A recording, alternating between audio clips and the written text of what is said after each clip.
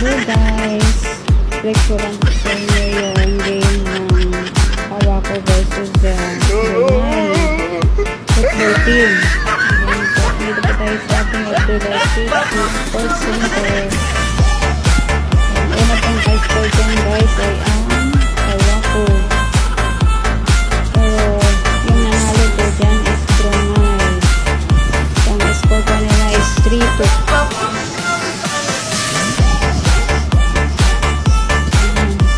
Live po yan guys, kasi medyo malayo lang po tayo sa ano.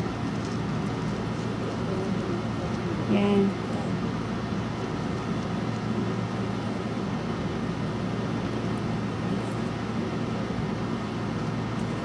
Ang lalaki po ng team ng Pawako guys, tapos yung Brunei medyo may kaliitan po sila, pero sila po yung nag-win.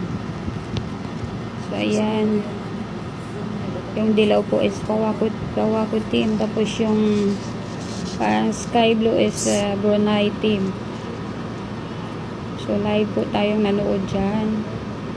Ayan, nabigyan po tayo ng souvenir pin ng Brunei coach. Ayan, plinix ko lang po sa video yung aking souvenir ng Brunei. Yan ang mga kasama ko guys na cleaners. Nanonood din po sila. So ayan, ang daming cameraman. Atras abante tayo guys, kasi hinahabol ng cameraman yung mga player. Ayan, kanto-kanto ang camera.